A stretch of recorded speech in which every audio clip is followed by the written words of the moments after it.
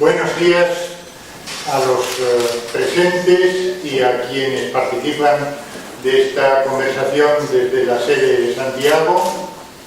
Es un placer estar hoy con ustedes esta mañana y más ampliamente volver a la República Dominicana. Agradezco la invitación recibida al efecto del Instituto Nacional de Migración y de la Universidad Pontificia Católica Madre y Maestra. La presentación que sigue a continuación se propone, seguramente con poco éxito, identificar y analizar las principales tendencias observables en nuestros días en el ámbito de la migración y del asilo y la protección internacional. Y lo hace con una breve introducción de carácter histórico. La migración y los migrantes siempre han tenido amigos y enemigos, defensores y detractores. En casi cualquier periodo anterior han coexistido dos visiones, dos orientaciones contrapuestas al respecto. Una visión favorable, positiva, empática, que celebra las ventajas que la migración trae para los migrantes, para las sociedades receptoras y a veces para las sociedades de origen, y una visión más adversa, desfavorable, que enfatiza los posibles efectos desfavorables, a veces exagerándolos, de la migración. En una generalización seguramente excesiva, puede decirse que en el pasado, y pienso sobre todo en la segunda mitad del siglo XIX y la primera mitad del siglo XX, la era clásica de las grandes migraciones, tendió a prevalecer la visión positiva, empática. Y permítanme que les mencione unos pocos hitos y lugares y ejemplos icónicos de esta visión positiva. Seguramente el más recordado y celebrado de todos es la asociación que se hacía de la migración con el sueño americano. La idea metafórica de que la inmigración abría nuevas oportunidades, ofrecía las posibilidades de llegar a donde el esfuerzo y la voluntad llevasen a desarrollar una nueva vida. Esa asociación con el metafórico sueño norteamericano tuvo muchos predicadores. Permítanme que mencione a uno de ellos, Andrew Carnegie, el famoso multimillonario filántropo que había llegado como niño pobre sin estudios a Norteamérica y terminó siendo uno de las figuras de la sociedad norteamericana, y que repetía que la inmigración es como un río de oro que vivifica constantemente nuestras tierras y nuestra icónico. Entre muchos de esta visión positiva de la inmigración podría ser el carácter solemne con honda significación histórica, con que en 1955 el entonces presidente de Estados Unidos, Lyndon Johnson, celebró al pie de la Estatua de la Libertad la nueva ley de inmigración y nacionalidad que cancelaba, derogaba la antigua legislación de cuotas nacionales que regía en Estados Unidos desde 1921 y que estaba basada en criterios de selección racial, étnica, que se consideraron inaceptables en los nuevos tiempos. En esos nuevos tiempos también Canadá y Australia, grandes países receptores de inmigración, abolieron las ominosas legislaciones racistas que hasta entonces habían presidido la selección de inmigrantes en esos países y que se sintetizaban en la expresión White Canada y White Australia, Canadá blanca, Australia blanca. Y así podríamos seguir, pero no podría dejar de mencionar la Convención de Ginebra de 1951, que instituyó por primera vez el derecho internacional al refugio, al asilo, a la protección internacional de los perseguidos, y que sigue siendo la gran institución en este terreno. O el título que llevaba el libro que pudo firmar como autor el presidente John Fitzgerald Kennedy en 1961, y que llevaba por título A Nation of Immigrants, una nación de inmigrantes. Definía a su país como una nación de inmigrantes. Pero seguramente ningún hito, ningún icono es tan revelador de aquella visión empática de la migración como los famosos versos de la poetisa judía Emma Lazarus en 1883, que figuran en una placa al pie de la Estatua de la Libertad en el puerto de Nueva York, y que empezaba diciendo: dadme vuestros agotados, vuestros pobres, vuestras ateridas masas, anhelando respirar libres. Idealizar el pasado no haría justicia a una historia que es siempre más compleja, porque en ningún momento del pasado faltaron los ataques a la inmigración y a los inmigrantes, o lo que en inglés se denomina backlashes, explosiones de ira y de cólera de las que han sido víctimas grupos de inmigrantes en muchas ocasiones, y desgraciadamente el racismo y la xenofobia nunca han estado ausentes de las relaciones humanas. Pero las actitudes, me atrevo a sostener que las actitudes hacia la inmigración de carácter negativo nunca han sido tan amplias y sostenidas como en nuestros días. Y ello se traduce crecientemente en políticas cada vez más restrictivas. En nuestros días la inmigración se ha situado en el centro de la atención pública y de la arena política. Ha devenido un asunto sistémico, de máxima relevancia. Utilizando un anglicismo, diríamos que se ha convertido en un asunto societal, que afecta a la sociedad toda, y no solo a algunas de sus esferas o parcelas. Y se ha convertido en un asunto extremadamente politizado.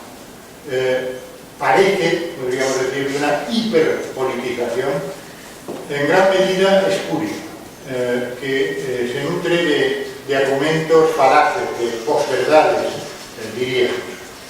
Aunque sería negativo, sería poco inteligente desconocer algunas otras bases sobre las que se sustenta, son los temores de segmentos de la sociedad que ven en la inmigración una amenaza a la conservación de los puestos de trabajo, o a la cohesión social, o a la sostenibilidad del estado de bienestar y de los beneficios sociales.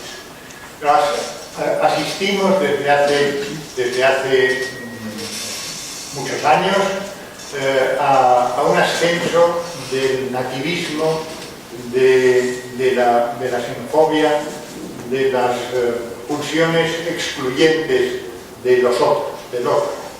Ello es especialmente cierto de Europa y de Estados Unidos en nuestros días.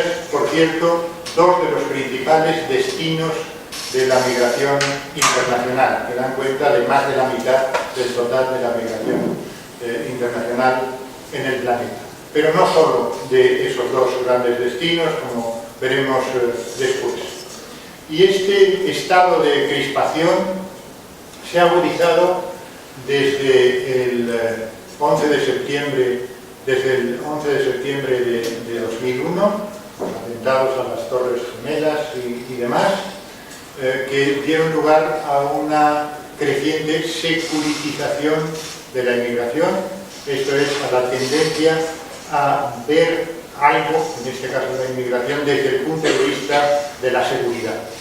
Un corolario de la cual es que si de seguridad se trata, si la seguridad está en riesgo, todo está permitido para hacer frente a esa inseguridad. Y se ha agudizado desde la llamada crisis de los refugiados de 2015 en Europa y desde la llegada a la presidencia de Estados Unidos de Donald Trump. Este clima de crispación y de rechazo a la inmigración subyace a la misma victoria electoral, en la medida que fue un triunfo de Donald Trump, y sin él seguramente no se entendería el Brexit, la salida del Reino Unido de la Unión Europea, que está a punto de confirmarse, ni la llegada al gobierno de partidos populistas, xenófobos, como los que encontramos en Italia, Austria, Polonia, Hungría y alguno más. Y a los avances de partidos y movimientos populistas xenófobos en buen número de los estados europeos.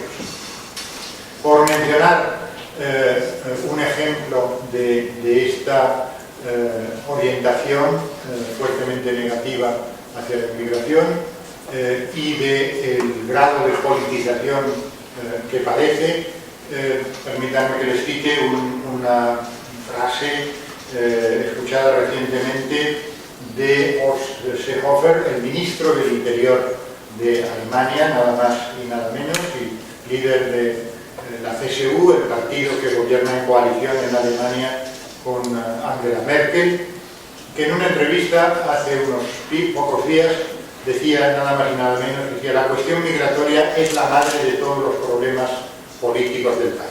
Desgraciadamente, esta afirmación no es única y se reitera en diversas formas constantemente.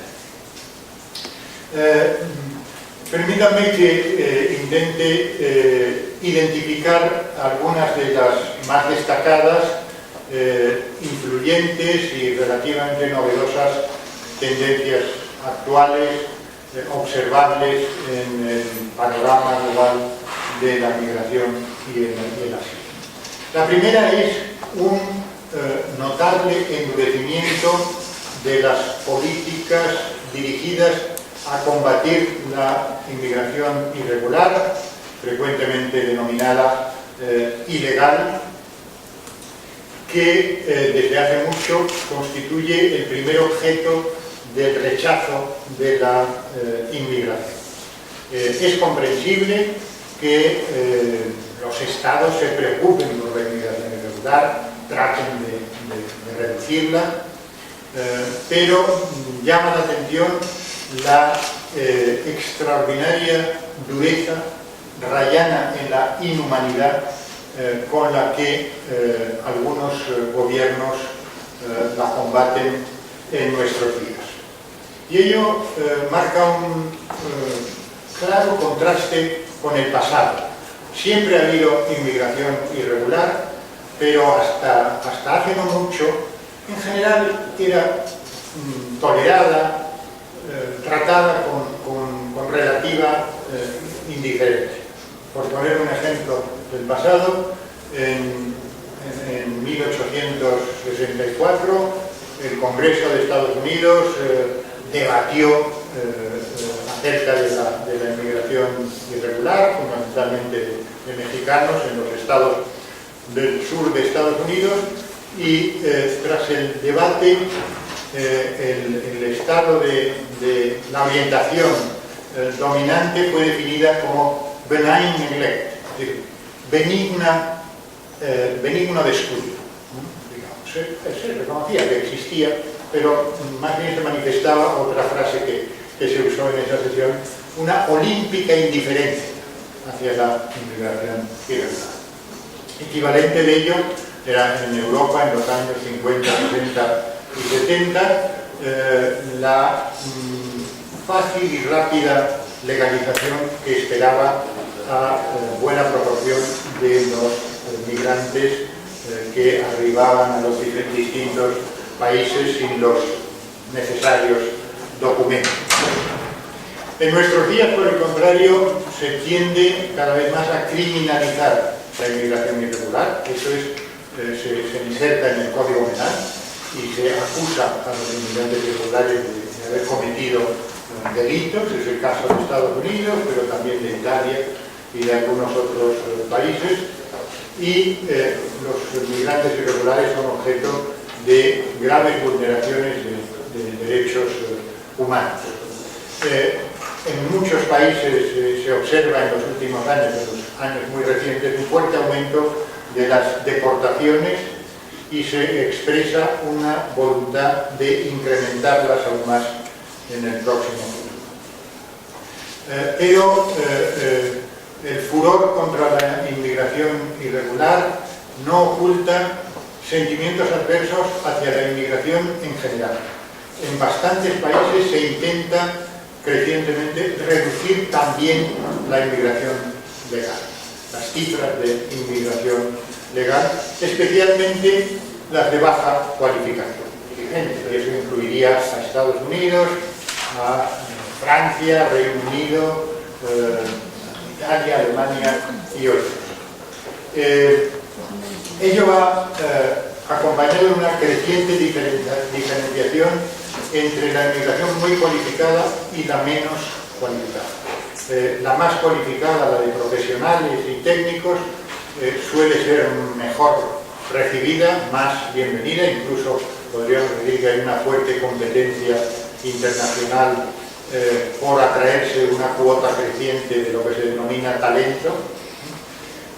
Y como digo, cada vez se diferencia más de la inmigración de personas menos educadas y menos cualificadas. Y para estas se procura una vía de inserción temporal no permanente. Esto es, se desea recibir brazos para la economía, pero desvinculados de los derechos más amplios que deberían acompañar a las personas. Un rasgo que podemos calificar como de creciente mercantilización de la inmigración. La inmigración cada vez más se ve como una mercancía, como un input, como un insumo para el proceso productivo, ignorando que son personas las que constituyen ese insumo y privándole de otras consideraciones que estaban presentes en el pasado, como era la perspectiva, la posibilidad de que los inmigrantes temporales pudieran acceder a la permanencia, a la residencia y eventualmente a la incorporación a la nación, a la ciudadanía. Otra de las tendencias observables en nuestros días, que luego diré algo, es una creciente puesta en cuestión del derecho al asilo y al refugio, y un recorte de la protección internacional otorgada a los que se ven obligados a abandonar su país por riesgos creíbles a su integridad personal, etc. La suma de todas esas tendencias supone un nuevo paradigma, de hecho, practicado cada vez por más países, en Europa, Estados Unidos y alguno más, similar al que hace 10 años propuso para su país, Francia, y pretendió trasladar a la Unión Europea en su conjunto el entonces presidente de la República Francesa, Nicolas Sarkozy, que condensó ese paradigma deseado en una frase: inmigración choisie versus inmigración subie, inmigración escogida frente a inmigración padecida. Sarkozy decía: queremos la inmigración escogida, esto es la de profesionales y personas altamente cualificadas, y no queremos la inmigración padecida, la que recibimos porque no podemos evitar, constituida por familiares en uso de su derecho a la reagrupación familiar, refugiados y inmigrantes en situación irregular. Pasemos a los principales escenarios en los que se desenvuelven las tendencias señaladas, enumeradas hasta el momento, y el primero de ellos es Europa, donde la inmigración y el asilo se encuentran en el corazón mismo de la grave crisis que padece la Unión Europea. Europa siempre ha tenido una relación difícil con la inmigración. Ha sido calificada en la literatura como una región, un continente reacio a la inmigración, en contraste con Norteamérica o Australasia, eran países abiertos regularmente a la recepción de inmigrantes. Ello por razones que hunden sus raíces en la historia y que llevaría demasiado tiempo detallar. Ello explica que en el tercer cuarto del siglo XX, cuando numerosos países europeos tuvieron fuerte necesidad de trabajadores inmigrantes, optasen por el modelo conocido como guest worker, trabajadores invitados. Esto era un eufemismo, que quería decir que solo se admitía a trabajadores, no a sus familiares, por ejemplo, ¿no? Y temporalmente. Uno siempre espera que los invitados se vayan en algún momento cuando hayan terminado de cenar. Y, digamos, esa expresión, ese eufemismo, guest worker, expresaba el tipo de migración que querían los estados europeos, de brazos para el trabajo, pero no personas que permaneciesen y se incorporasen a la sociedad.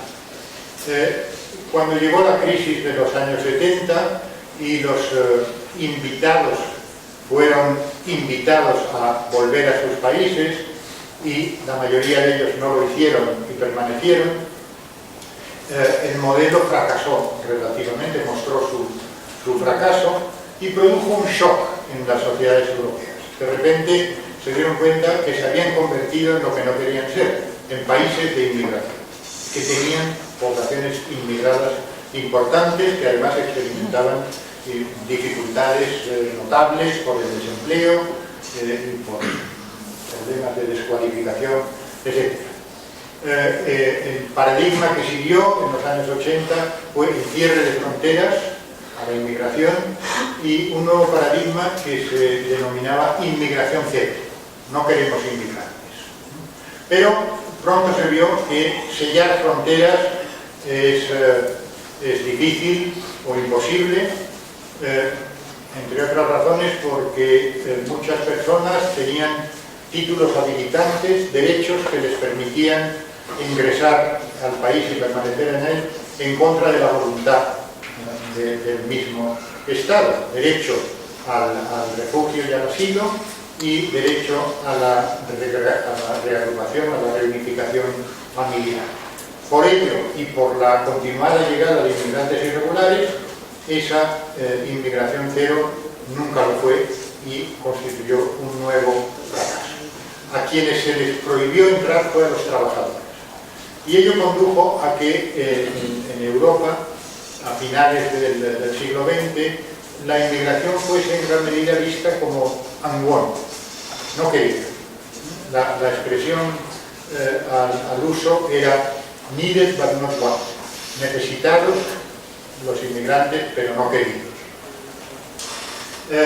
Ello creó un estado de malestar crónico que ha dado lugar a una proliferación en una quincena, por lo menos, de países europeos, de partidos populistas, xenófobos, de extrema derecha, eurófobos, contrarios a la Unión Europea, y que en su diversidad tienen como denominador común su carácter de partidos anti-inmigración.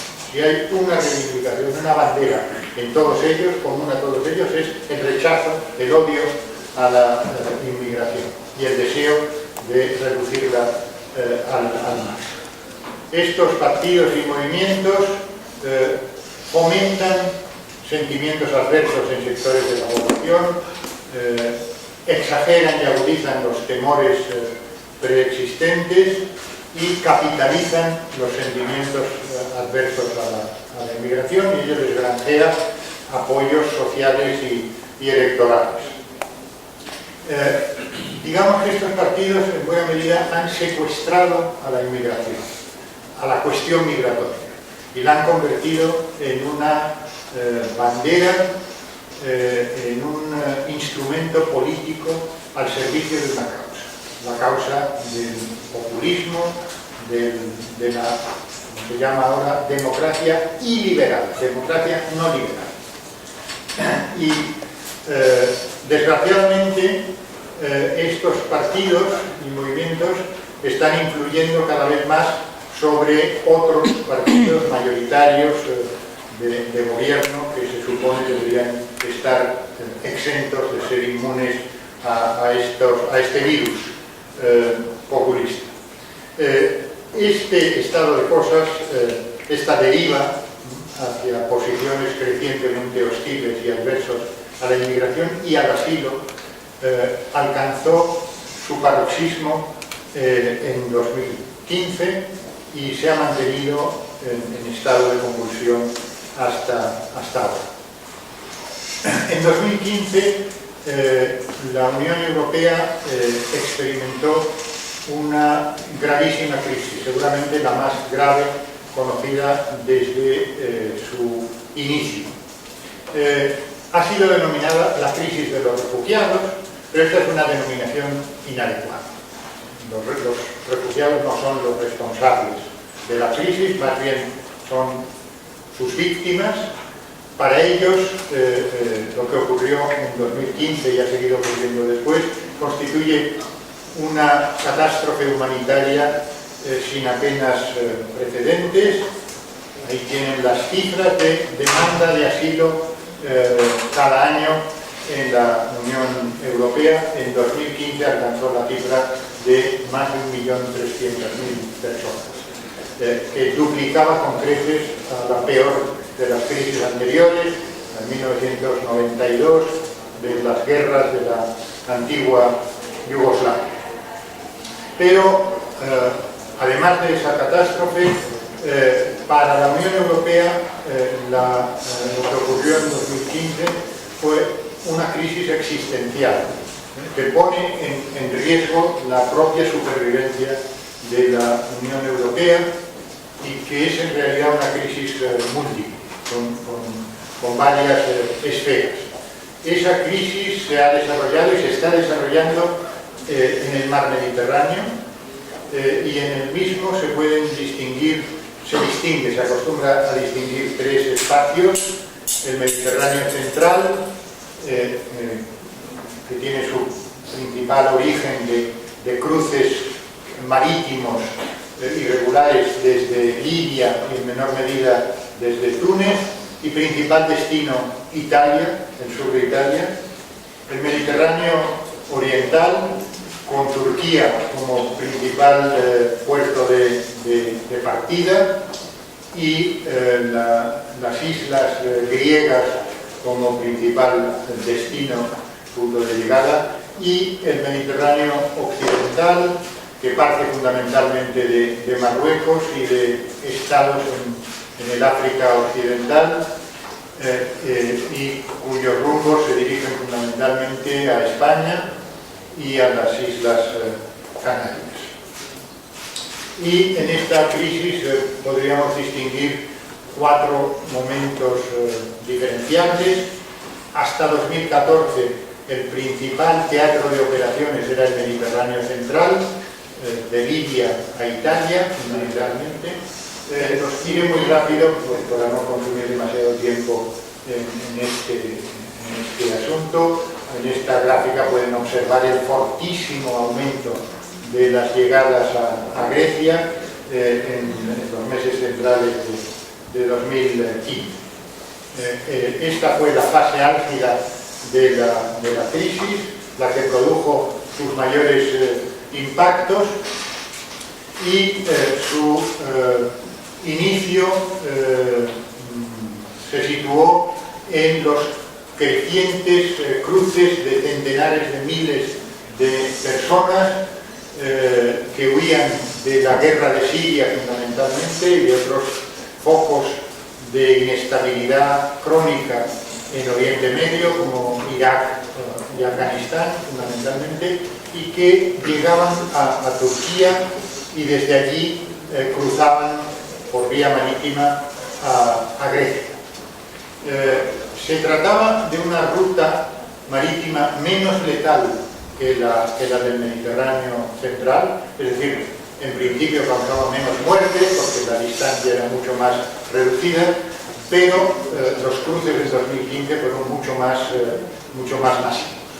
Ello se debió a diversas razones, a un agravamiento de la situación en Siria por las acciones del Daesh, del Estado Islámico, a la saturación de los que habían sido hasta entonces principales campos de refugio, que eran Jordania, Líbano y Turquía, y a un conjunto de circunstancias que no me da tiempo a detallar, pero todo pareció confabularse para que la mayoría de los que llegaban a Turquía optasen por cruzar a Grecia, a la Unión Europea. A ello seguramente contribuyó también la declaración de la canciller de la República Alemana, Angela Merkel, que dijo que todos los que llegasen huidos de Siria a las costas europeas serían bienvenidos en Alemania. Ello agudizó ese caudaloso flujo en dirección al norte de Europa. Ello produjo consecuencias, implicaciones de primera importancia inmediatamente. Aumentaron los números, como hemos visto. Cambiaron las procedencias. Ahora la mayoría procedía de Siria, Irak y Afganistán. Los perfiles eran más clase media o una variedad de perfiles sociales. La mayoría eran refugiados y eso cambió el perfil. No era una crisis migratoria, sino de asilo y refugio. Y muy importante, el puerto de llegada era Grecia, pero no el de destino. Todos los que llegaban a Grecia querían continuar su camino hacia el norte de Europa, principalmente hacia Alemania y Suecia. Y para hacerlo tenían que cruzar todo el continente de sur a norte, atravesando una docena de países. Los países fundamentalmente, en primer lugar, de los Balcanes occidentales. Ello agudizó y extendió la crisis y la convirtió en un problema de la Unión Europea. La primera respuesta, como digo, fue esperanzadora, benévola. La actitud de Alemania puso en circulación lo que se llamaba la Willkommenskultur, la cultura de bienvenida, y lo mismo podría decirse de Suecia. Pero ese temprano inicio pronto se frustró cuando empezaron a crecer las resistencias dentro de Alemania y los movimientos de rechazo a la decisión de la primera ministra, y cuando Suecia empezó a sentirse desbordada, empezó a erigir barreras. Alguien lo calificó como la muerte de la nación más generosa del planeta. Ello implicó a la Unión Europea porque se empezó a poner en cuestión la libre circulación en lo que se conoce como el espacio Schengen, ese espacio de una treintena de países donde se han abolido las fronteras internas entre países. Por cierto, la libre circulación es la conquista de la Unión Europea más valorada por los ciudadanos europeos, que además tiene un altísimo valor simbólico. Cuando se piensa en la Unión Europea, lo primero que viene a la mente es la libre circulación, y que nos desplacemos por 28 países sin pasaporte y sin necesidad de ningún documento. Desgraciadamente, algunos países de los Balcanes occidentales pronto empezaron a intentar bloquear ese tránsito de Grecia hacia el norte de Europa, bloquearon los trenes, con lo cual convirtieron a los que buscaban protección internacional en peatones que tenían que recorrer centenares, muchos más de 1000 kilómetros a pie. Pero se fueron encontrando con nuevas barreras, nuevas vallas, nuevas verjas que ponían en cuestión, suspendían la libre circulación. La respuesta de la Unión Europea fue asignar cuotas nacionales de refugiados para repartirlos entre los 28 estados, pero inmediatamente se encontró con el rechazo de la mayoría de los países. Algunos estados declararon enfáticamente que ellos no iban a acoger ni a uno solo de los refugiados, lo cual suponía una vulneración radical de la legislación europea. Primero, por negativa del derecho de asilo, que es un derecho internacional y también reconocido por la legislación europea, y porque un componente esencial de esa legislación de asilo es lo que se conoce como burden sharing, es decir, el reparto de la carga o el reparto de la responsabilidad. Es la Unión Europea la que acoge a los refugiados y esa carga tiene que ser repartida en Europa. Pero, como digo, la mayoría de los estados se negaron a repartir, en una doble quiebra de la solidaridad hacia los perseguidos y frente a otros estados que sí estaban acogiendo y recibiendo, fundamentalmente Alemania, que acogió a más de 1 millón de personas en ese año, y a Suecia. Ello trajo consigo el colapso del sistema europeo de asilo. Dejó de funcionar, dejó de cumplirse. Es, por cierto, un sistema incompleto, disfuncional e injusto. Si alguien está interesado en el debate, puedo aclarar por qué le asigno estos adjetivos. Y supuso, de hecho, la reglamentación, la suspensión de la reglamentación de Dublín, que es el tratado o los tratados que regulan el derecho de asilo en Europa. Consecuencia de ello fue, por un lado, agravación del sufrimiento masivo de los refugiados, que tenían que recorrer, como digo, centenares y centenares de kilómetros a pie en condiciones sumamente adversas. Cuestionamiento de la libre circulación vigente en la Unión Europea, un asunto que ya venía siendo combatido por los partidarios del Brexit.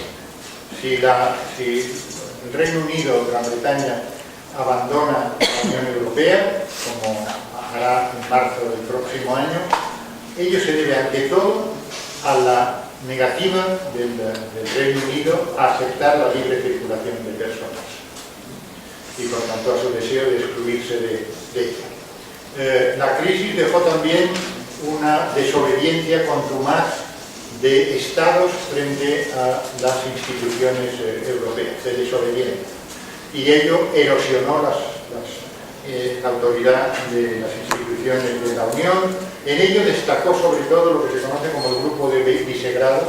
Es un grupo de países del este de Europa, Hungría, Polonia, República Checa, Eslovaquia, que están en actitud de abierto desafío frente a la Unión Europea, de la que, por cierto, reciben cada año cuantiosos fondos para mejorar sus infraestructuras y hacer frente a otros gastos.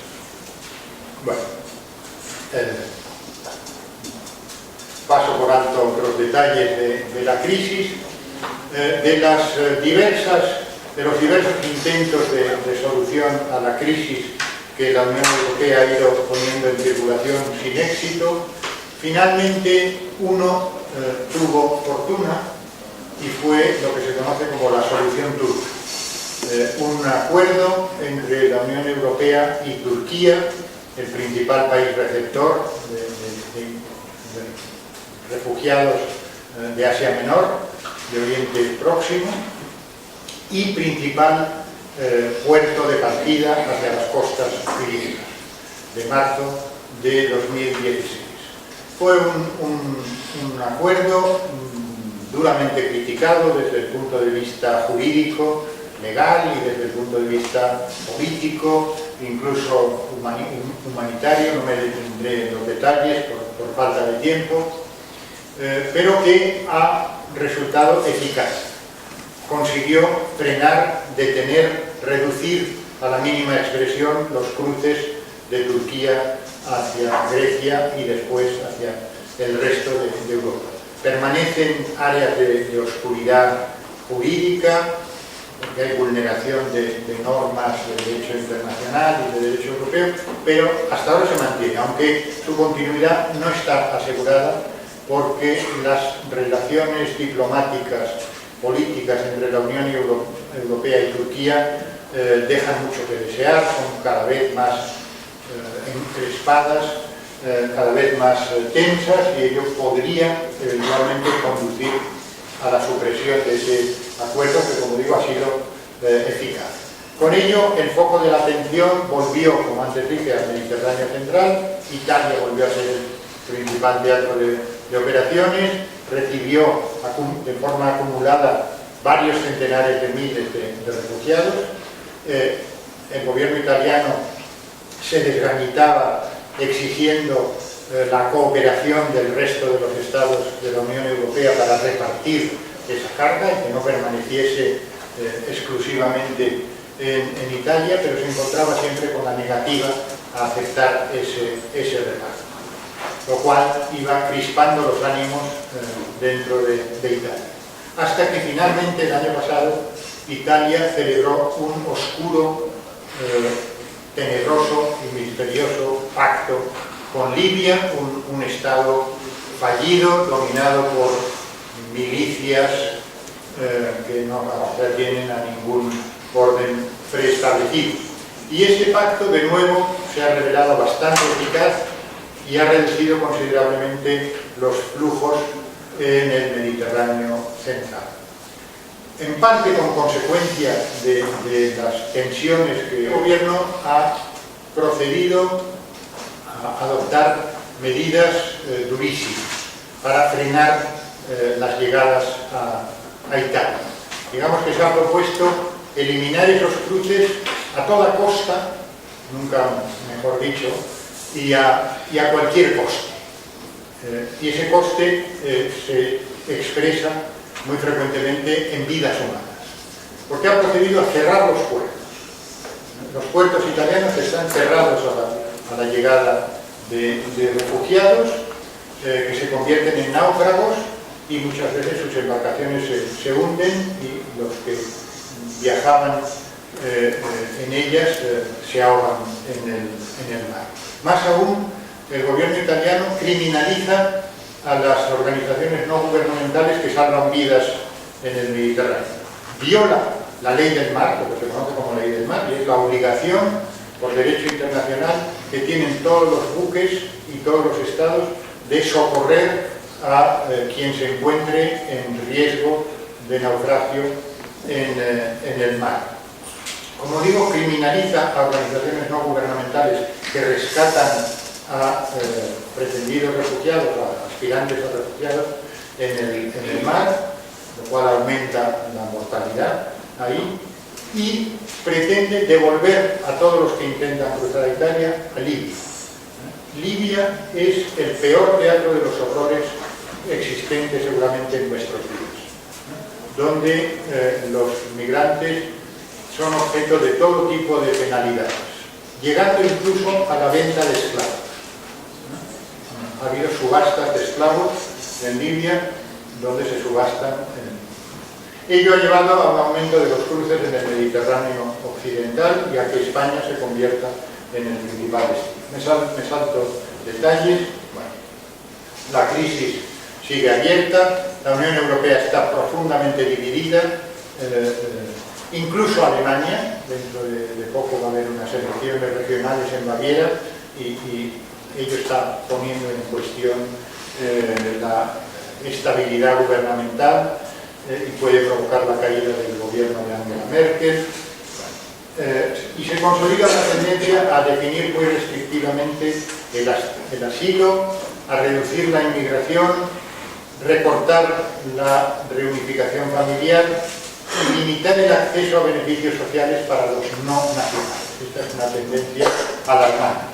Reservar beneficios sociales a los nacionales y excluir de ellos a los extranjeros.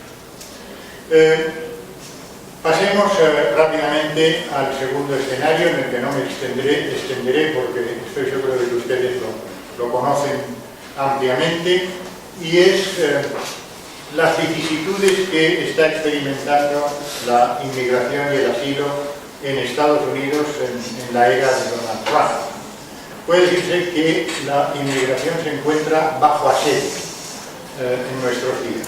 Y ello a pesar de que en Estados Unidos no existe un partido populista, xenófobo, similar a los que existen en una quincena de países europeos, aunque algunos segmentos del Partido Republicano no se sentirían a disgusto conviviendo con estos xenófobos europeos. A pesar de ello, la batería de medidas contrarias a la inmigración y al asilo está siendo más extensa y más profunda que en Europa. Permítanme que les enumere ese conjunto de medidas y prácticas de extraordinaria dureza que responden a la consigna de cero tolerancia cero, que ha puesto en circulación el Estado. Empezó con la pretensión de erigir un muro de 3.500 kilómetros en la frontera mexicana y que fueran los propios mexicanos quienes financiaran ese muro. Siguió con la amenaza de deportar a los Dreamers, a los DACA, a esos 800.000 jóvenes perfectamente integrados y educados que no han conocido otro país en su vida.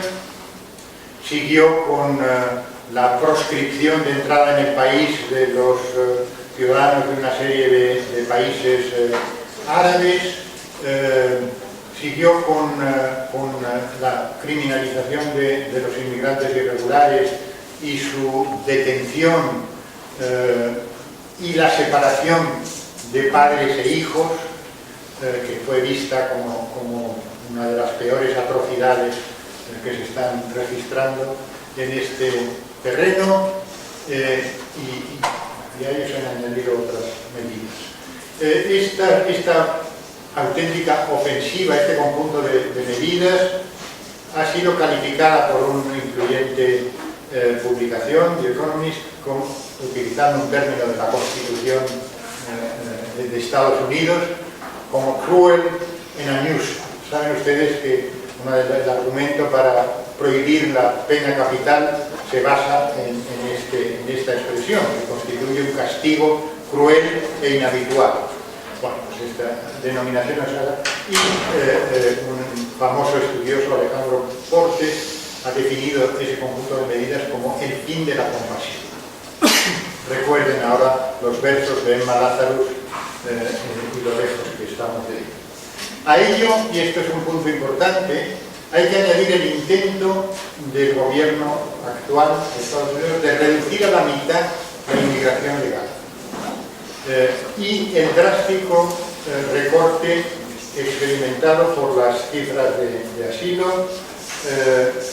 En el último año de la administración Obama, Estados Unidos acogió a 80.000 refugiados y elevó el techo máximo permitido a 110.000 para el año siguiente.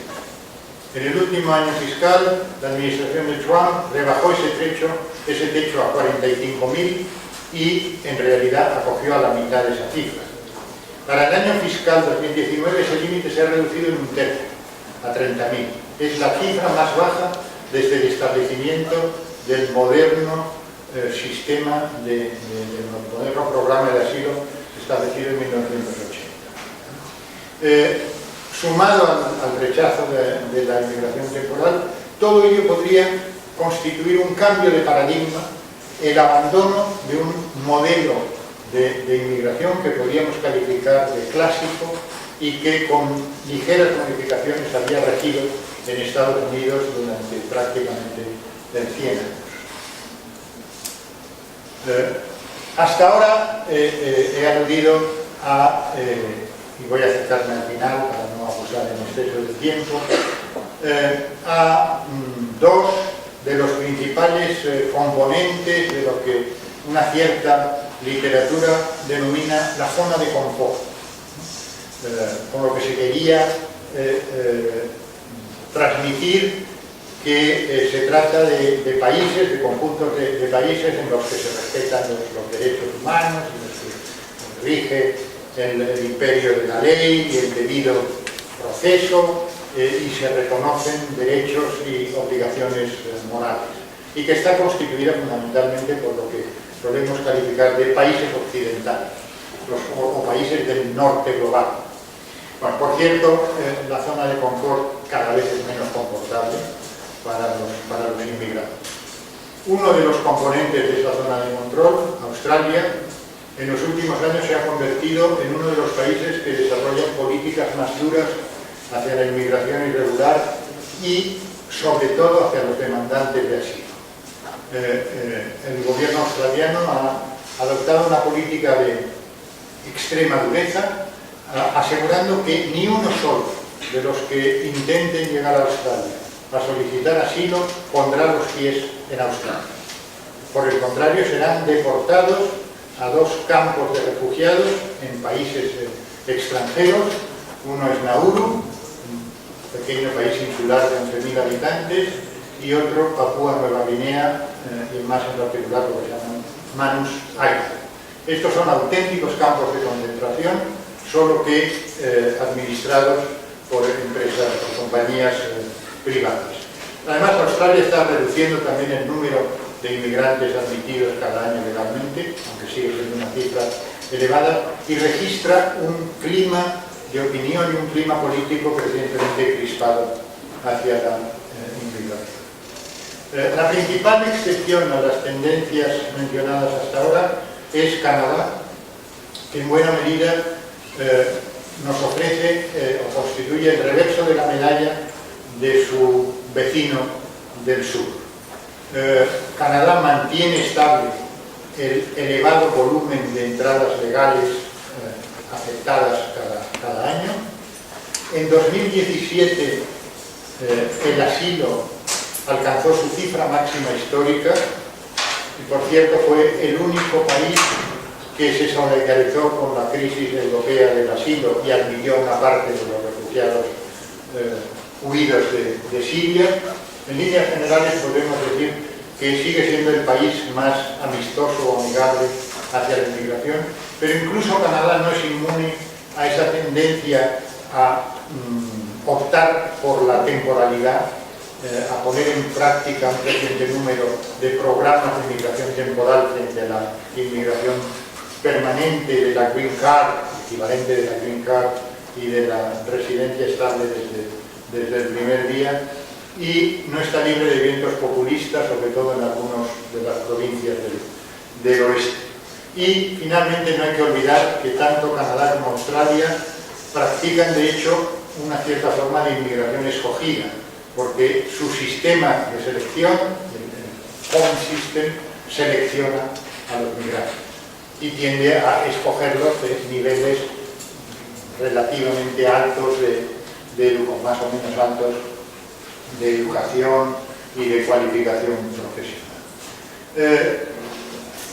Todo ello indica que asistimos a una creciente mercantilización de la inmigración, como antes decía, una tendencia observable incluso en países que antes no la practicaban o en una medida muy reducida, como Estados Unidos, Canadá, de algunos.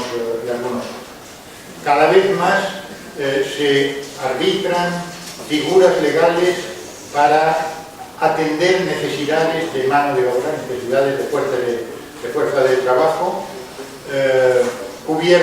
para que sean cubiertas por migrantes temporales desprovistos del derecho a la permanencia, a la ciudadanía, a la reagrupación familiar y a otros beneficios sociales. Esto es,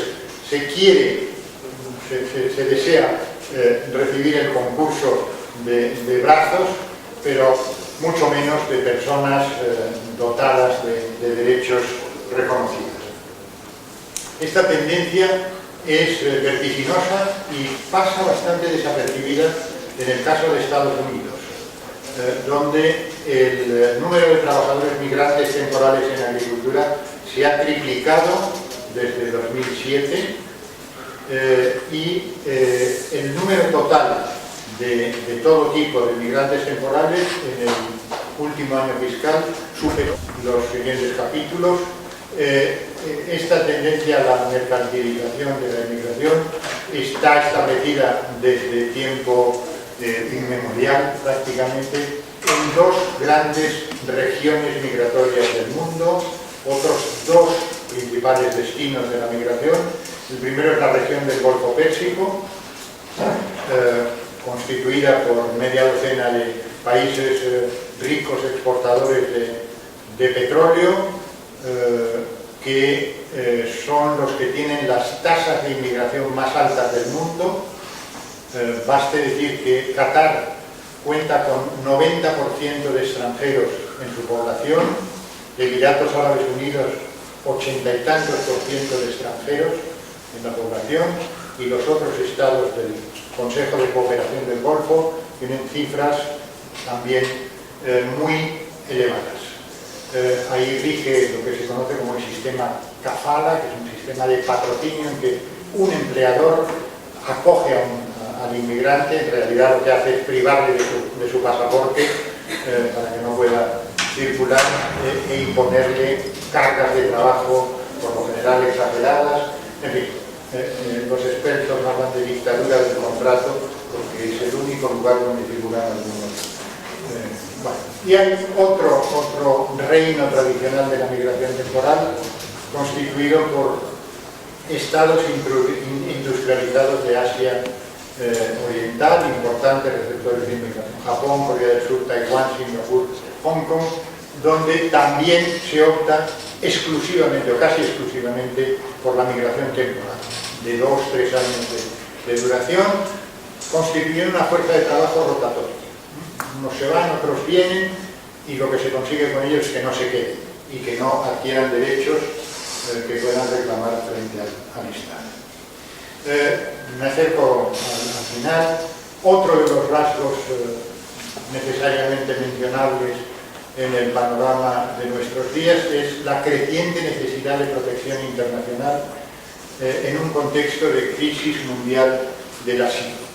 En los últimos años aumenta notablemente la migración forzosa, alcanza en nuestros días las tasas más altas de la historia, y ello sitúa al asilo en el centro de la atención internacional. Cada vez hay más flujos mixtos, esto es, de personas que son a la vez demandantes de protección internacional y también inmigrantes económicos. Las últimas cifras ofrecidas por ACNUR nos hablan de más de 68 millones de desplazados forzosos en el mundo, de ellos 25 millones de refugiados y más de 3 millones de solicitantes de asilo.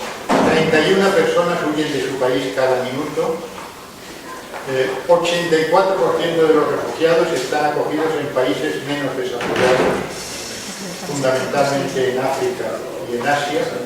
Ahora empieza a ocurrir también en América Latina.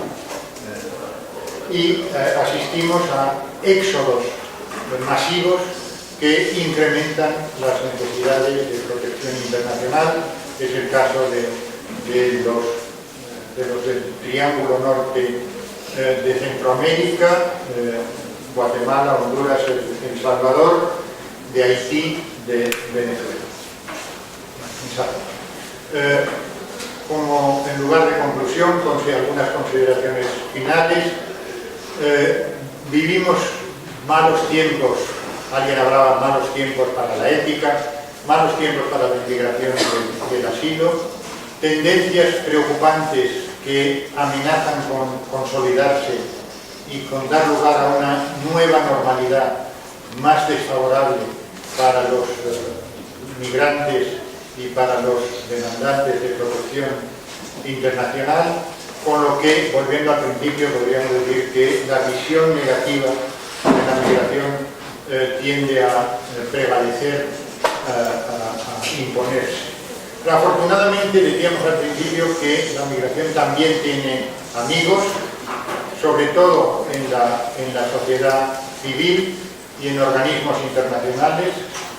Las Naciones Unidas han puesto en circulación la elaboración de dos grandes pactos internacionales, conocidos como los Global Compacts, que deben ser aprobados antes de fin de año, uno sobre el asilo, otro sobre la migración en general, y que pretenden configurar una nueva gobernanza mundial de la movilidad humana.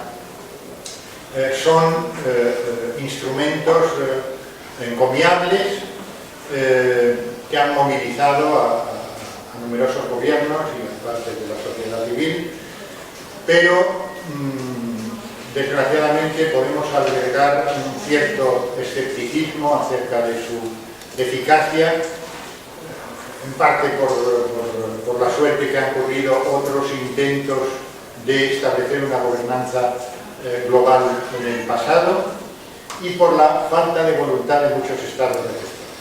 Dos de ellos, de los principales, Estados Unidos y Australia, ya han declarado que no se van a regir por estos pactos, que no van a tenerlos en cuenta y que van a seguir desarrollando sus políticas como les parezca. Hay otros motivos para cierto optimismo, y es la resistencia que este tipo de medidas que hemos descrito están encontrando en diversos países. En Estados Unidos, el movimiento de ciudades santuario, que se resisten a colaborar con las políticas criminalizadoras de la inmigración y del asilo, o los resultados electorales de partidos populistas xenófobos en Europa, que siempre son vistos como una amenaza que puede terminar por apoderarse del gobierno, pero siempre se quedan, casi siempre, se quedan en puerta. Para concluir, podríamos recordar a alguien que decía que hay que tener ilusión, pero conviene no hacerse ilusión. Muchas gracias y